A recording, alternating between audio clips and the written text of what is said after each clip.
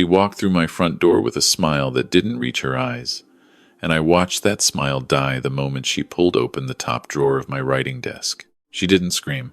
My daughter-in-law wasn't the kind of woman who screamed. She went very still instead, the way a person goes still when their brain refuses to accept what their hands are holding. The color left her face in a slow drain, like someone had pulled a plug somewhere behind her eyes. She turned to look at me, and I was already sitting in the wingback chair across the room, my hands folded in my lap, a cup of coffee going cold on the side table. "What is this?" she said, her voice barely above a whisper. "That," I said, "is the answer to everything you've been planning." But to understand what she was holding, you'd need to know what I found 3 weeks earlier, hidden inside a shoebox at the back of her closet. And before I tell you about the shoebox, I need to tell you about the morning my son called from Scottsdale while I was eating crackers for dinner because there was nothing else in the house. My name is Harold. I'm 68 years old. For 31 years, I repaired timepieces, pocket watches, grandfather clocks, wristwatches brought in by nervous brides before weddings.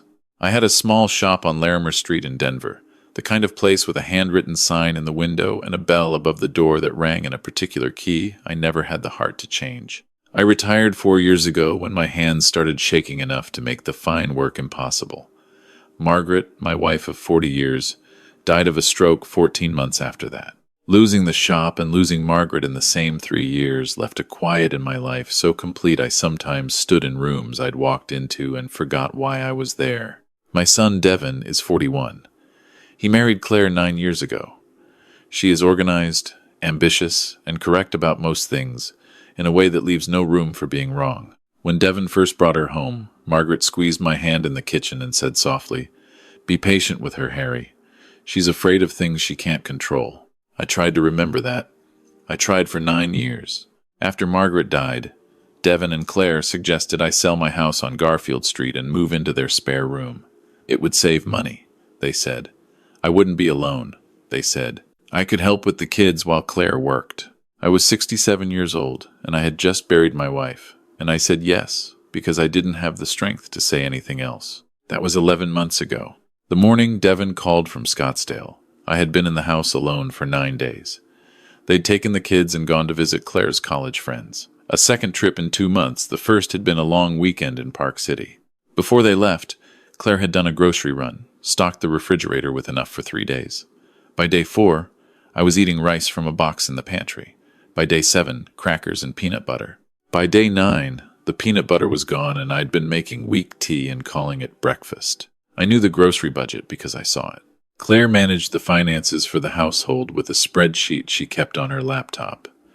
And once, while helping her look for a file, I saw my name in a column next to a monthly figure that covered my room and 3 meals per day. The arrangement Devin had explained to me when I moved in. My Social Security went into their account. In return, room and board. Simple, he'd said. Family, he'd said. What the column didn't account for was a 9-day trip where nobody thought to leave enough food. I was sitting at the kitchen table when Devin called, the phone on speaker because my hearing isn't what it was. His voice came through bright and loose, the way voices get when there's sunshine and something cold to drink involved. "Hey, Dad, how's it going?" "Fine," I said. Behind him, I could hear children laughing. Claire saying something about towels. The particular echo of a large outdoor space. A pool, maybe. Good, good. "Hey, listen, we're thinking about extending a few more days if that's okay. Claire found a great deal on the room rate." I looked at the empty cracker box on the table in front of me. "How long?" I said. 4 days? Maybe 5? You're fine there, right? You've got the house to yourself. Probably enjoying the quiet." He laughed. "I'm out of food," I said. A pause. "Not long. There's rice in the pantry. And I think Claire left some soup. I finished those days ago." Another pause. This one different. Tighter. "Dad, can't you just walk to the King Soopers? It's 4 blocks. I'm 68 years old with a replaced hip and a nerve condition in my left foot that makes long walks on cold pavement a particular kind of miserable. He knew this. He had driven me to the orthopedic appointments himself. "I'll manage," I said, because I was still the kind of man who said that. "Great. Hey, we'll bring something back. Claire knows a good tamale place near the airport." He said something to someone off the phone, laughed again. "Love you, Dad. Don't wait up." The call ended. I sat at the table for a long time, listening to the refrigerator hum in an empty kitchen in my son's house, which used to be nobody's house but mine, because I had sold my house on Garfield Street 8 months ago and signed the proceeds over as a down payment on this one. Devon's name on the deed. Family investment, he had called it. We'll all benefit, he had called it. I got up slowly and walked upstairs. I told myself I was looking for loose change. A few dollars. Enough to get down to the King Soopers. I checked my room first. Found $4.60. Not enough. I stood in the hallway outside the master bedroom for a while, my hand against the doorframe. I had never gone into their room uninvited, not once in 11 months. But I was 68 years old, and I was hungry, and my son had just told me to wait 4 more days. The room was tidy, predictably. Claire's side of the closet organized by color, Devon's side less so. I found $11 in the pocket of a jacket. Then, because I was already there, because something had been shifting in me since the moment the cracker box ran out, I looked at the shelf above the hanging clothes. Boxes, mostly, labeled in Claire's clean block letters, Tax 2021. Tax 2022, winter accessories, then pushed to the back, half hidden behind a hat box, a shoebox without a label. No brand printed on it, just a plain brown box with the lid sitting slightly crooked, like it had been opened recently and closed in a hurry. I don't know what made me reach for it. Inside, a manila envelope, unsealed, thick with papers. I carried it downstairs to the kitchen table and sat down. The light outside was going gray and weak. I turned on the overhead light, poured a glass of water because I had nothing else, and opened the envelope. The first document was a realtor comparative market analysis. My old house on Garfield Street, the one I had sold 8 months ago. The analysis was dated 6 weeks before I had agreed to sell it. The assessed value on that analysis was $387,000.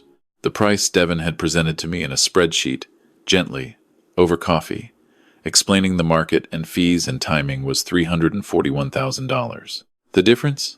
$46,000. Gone somewhere between what the house was worth and what I signed for. My hands were steady, which surprised me. I felt cold, but my hands were steady. The second document was a printout of an email exchange. Claire's address at the top. The recipient was someone named Stephen Park, elder law, and estate planning. The subject line, father-in-law transition timeline. I read it twice. The language was careful and legal and bloodless. She asked about conservatorship procedures, specifically what documentation was required to establish that an elderly family member was no longer capable of managing his own financial affairs. She mentioned, in the same tone someone might mention a parking permit, that her father-in-law had exhibited increasing confusion and memory difficulties, and that the family was considering placement in a memory care facility as a compassionate next step. I have never in my life been diagnosed with any cognitive impairment. I repair watches for a living. I can identify the movement of a Vacheron Constantin by sound. I remember the serial number of every significant timepiece I ever worked on.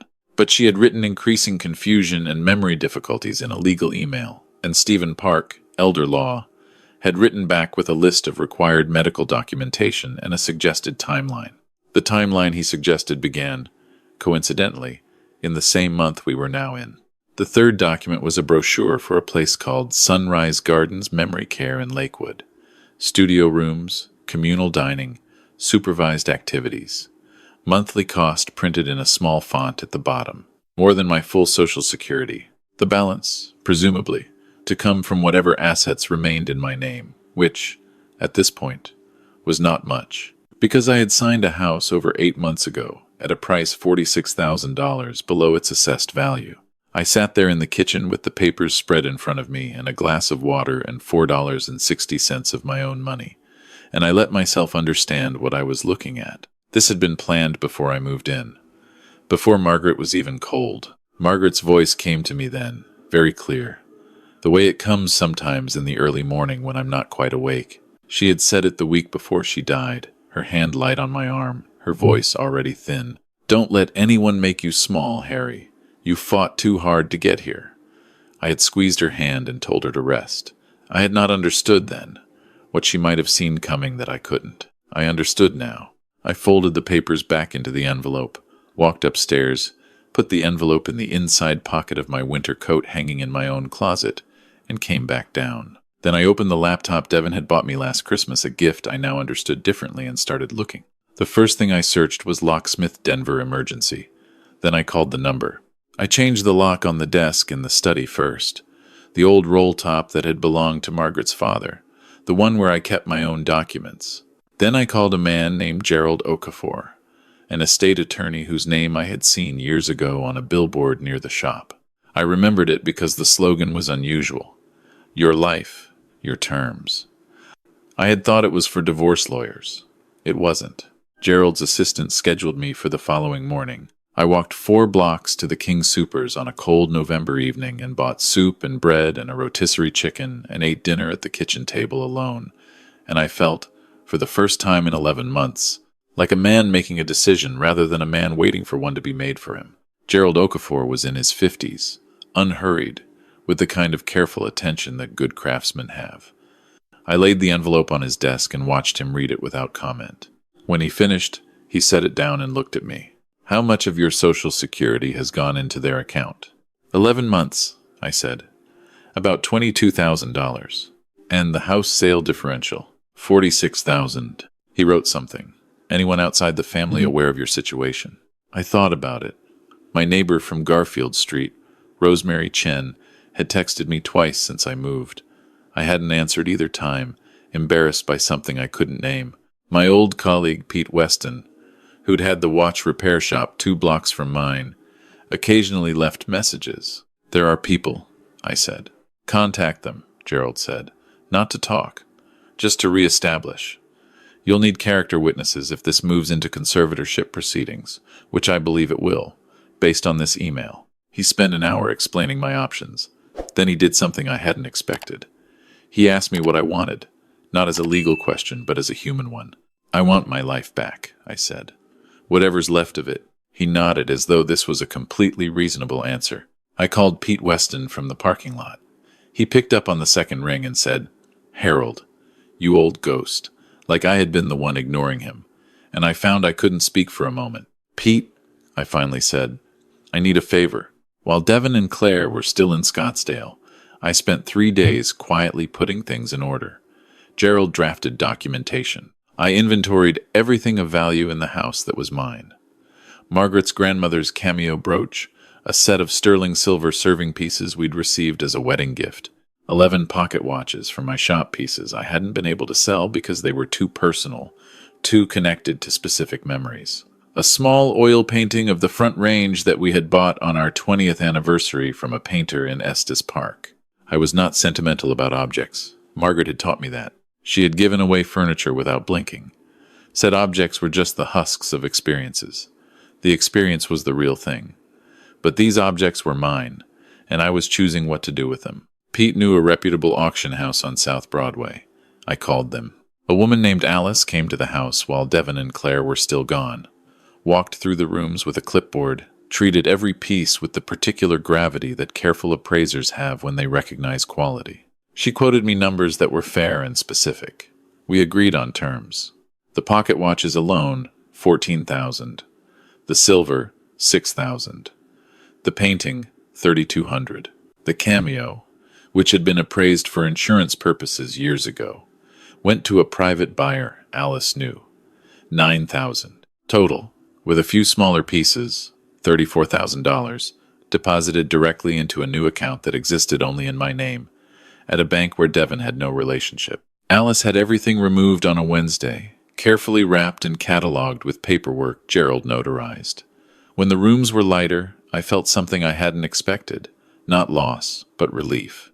Like setting down a suitcase you'd been carrying so long you forgot it wasn't part of your body. I called Rosemary Chen that evening. She cried a little on the phone and told me she'd made my favorite pork and ginger soup and could she bring it over.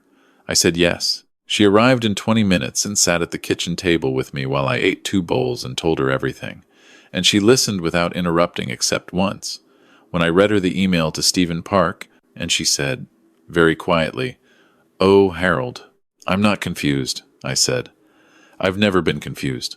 "I know that," she said. "I've always known that." She came back the next morning with her nephew Marcus, who was 26 and earnest and worked in IT, and who spent 2 hours helping me set up a new email address and change passwords on accounts I hadn't thought to protect. At my request, he also helped me draft a message to Gerald with a complete timeline of events, time-stamped and organized. Rosemary sat at the table and watched with her hands folded and the expression of a woman who had been waiting 11 months to be useful. Devin and Claire came home on a Friday evening, 4 days later than originally planned. I was sitting in the wingback chair in the study when Claire came upstairs. I heard her footsteps in the hallway, the particular efficiency of her walk. Heard her pause at the study door. She came in and looked at the walls, where 3 pieces had hung that were now gone, at the desk, which looked emptier, at me in the chair. "Did you redecorate?" she said, smiling slightly. "I simplified," I said. She was already moving to the desk, running her hand along the roll top, reaching for the center drawer. Out of habit, she sometimes used the desk herself, and finding it locked. "What happened to the key?" "Changed the lock," I said. She turned to look at me. The smile was still there, but thinner now. "Why?" "Open the top drawer on the right," I said. "It's not locked." She opened it. Inside was a single document, a photocopy of her email to Stephen Park, Elder Law and Estate Planning, with the subject line, "Father-in-law Transition Timeline," clearly visible at the top. She went completely still. The color left her face in that slow, particular drain. She turned and looked at me, and I was already sitting in the wingback chair across the room, my hands folded in my lap, a cup of coffee going cold on the side table. "What is this?" she said, her voice barely above a whisper. "That," I said, "is the answer to everything you've been planning." Devin appeared in the doorway behind her. He saw her face first, then the paper in her hand, then me. "Dad, what's going on?" "Come in," I said. "Both of you. Sit down." They sat on the edge of the small sofa across from me. I had moved it there that morning, specifically. I wanted them facing me, with the window behind me and the light in their eyes. "I found the shoebox," I said. Claire's jaw tightened. Devin looked at her. "I found the comparative market analysis on my house," I said. "I found the email to the estate attorney. I found the Sunrise Gardens brochure. I found the timeline." "Dad," Devin started. "The memory care facility in Lakewood," I said. "Studio room, communal dining. You were going to tell me it was for my own good.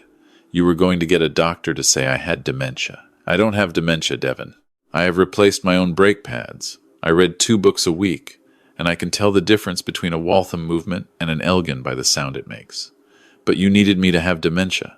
Devin opened his mouth and closed it. "The house on Garfield," I said. "You showed me a market analysis that valued it at $341. The actual assessment, which I found in the same shoebox, put it at $387. $46,000, Devin. Your commission on your own father." "That analysis was outdated," Claire began. "Gerald Okafor has both documents," I said, "with dates. His name is on a card in my coat pocket if you'd like to call him." The room was very quiet.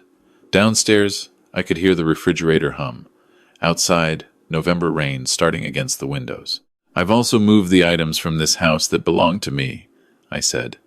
"The pocket watches, the silver, the painting, your mother's cameo." I looked at Devin when I said the cameo. He flinched. "They're in legitimate possession of Harrington's auction house on South Broadway, with full documentation and notarization. The proceeds are in my account. Gerald Okafor has copies of every transaction. You can't just." Claire started.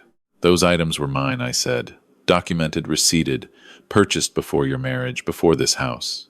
Every one of them." Devin was looking at his hands. He was 41 years old, and in this light he looked very young and very tired. And some part of me that would never stop being his father felt something painful and complicated. But I had sat in a kitchen eating crackers for 9 days while he extended his hotel stay in Scottsdale. I had sold my own house at a loss he had engineered. I had been scheduled, in a timeline with bullet points, for disposal. I let the complicated feeling exist, and I continued. "I'm moving out," I said. "I've found an apartment on High Street, 2 bedrooms, good light. I'm signing the lease Monday. Gerald is sending you documentation this week regarding the house proceeds and the Social Security payments, and what restitution looks like in a case like this." I paused. "There doesn't have to be a case. That depends on what the next conversation looks like." Claire found her voice first, which I had expected. She was not a woman who stayed quiet for long. "You're being dramatic," she said, her tone shifting into something measured and managerial. "This is what happens when elderly people misinterpret normal planning. We were looking into options for emergencies. The estate attorney was a consultation. Nothing was filed. We were being responsible. You called me confused to a lawyer," I said. "You booked a facility before I showed a single symptom. You undervalued my house. Which part of that is responsible planning for emergencies?" "Devin, talk to your father." Devin looked up. He looked at me for a long moment, and I looked back at him, and I thought about the boy who used to sit on a stool in my shop watching me work, who asked endless questions about escapements and mainsprings, who cried harder than I did at his mother's funeral. "Dad," he said, and then stopped. "I know," I said, and I meant it as everything and nothing, the way fathers sometimes do. Rosemary was waiting in the downstairs hallway.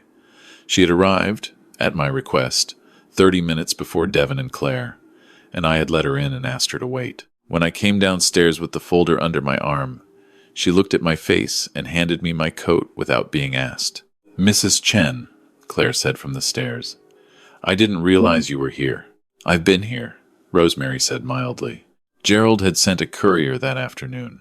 A packet for Devin, formal and precise, outlining what had been documented and what was being requested. Not punitive, Gerald had said. Restorative. The word for what we were asking for was restitution. And the number was specific and fair.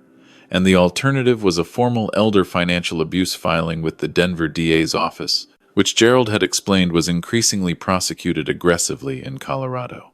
I did not enjoy that conversation, but I had sat at a kitchen table eating crackers for 9 days. I moved into the apartment on High Street on a cold Monday in late November. 2 bedrooms because Pete Weston had a complete workshop set up in his garage and was letting me use the second one for the overflow I had, in the weeks since everything began, started repairing watches again. Small work, gentle work, the kind my hands could still manage on good days. It was not income, it was something better than income. Rosemary helped me unpack boxes. She had strong opinions about where the kitchen things should go, and I let her have them. Pete brought sandwiches at noon. Marcus came in the afternoon and set up the Wi-Fi and took a photo of me standing in my new living room with my arms slightly out as though presenting it the way people do in real estate photos, and he posted it somewhere with a caption that said, "The man, the myth, the comeback. So proud of you, Harold." I didn't entirely understand it, but it seemed positive. Devin came to the door that evening, alone. He stood on the threshold and looked at the apartment and then at me. "I didn't know about the house price," he said. "The analysis Claire showed me." "I know," I said, and I wasn't sure if I believed him, and I wasn't sure it mattered. "The attorney thing," he said. He stopped, tried again. "She said she was being practical, that you were going to need more care eventually, and we should. Plan for my disposal," I said. He flinched again. "I may need more care eventually," I said. "That's true. I'm 68 years old with a replaced hip, and I miss your mother every day. But eventually is not now, and planning is not the same as scheming. And you were not in that kitchen on day 9 when I had nothing to eat. You were in Scottsdale." He stood there for a moment longer, and then he said, "I'm sorry, Dad." And his voice cracked on the last word in a way that sounded real. And I let him say it, and I said it was okay, which was not entirely true, but was the direction I was willing to move. I didn't invite him in that night, but I didn't close the door in anger either. I closed it slowly, like a craftsman finishing a joint, carefully, with intention. I have been in the apartment on High Street for 6 weeks now. I wake at 6:30, make coffee, sit by the window that faces east, and watch the light come up over the city. Denver in winter has mornings that are almost painfully clear. The sky a specific blue that has no gray in it. The mountains visible all the way to the horizon. I had forgotten how much I missed seeing that from my own window. 11 months in a house where the best view was the neighbor's fence will do that to you. I eat breakfast at my own table. I walk to Pete's garage 3 days a week. Rosemary comes for coffee on Sundays. Marcus texts me things he thinks are funny, which I sometimes understand and sometimes don't, but I always respond because he is 26 and earnest, and spent 2 hours helping a 68-year-old man change his passwords without once making me feel foolish. Gerald reached a resolution with Devin and Claire in December. I will not detail the terms except to say that what was owed was acknowledged and arrangements were made. It was not a victory, exactly. It was not supposed to be. I think about Margaret a great deal these days. Not the way I thought about her in the house on Garfield Street, where the thinking had a desperate quality, a reaching backward. Here, I think about her differently, the way you think about someone whose lessons you finally understand. She used to say the saddest people she knew were the ones who spent their whole lives building rooms for other people to live in and then stood in the hallway themselves, wondering why they were cold. I built a room for myself. It took me 68 years and a shoebox and 9 days of crackers to understand that I was allowed to.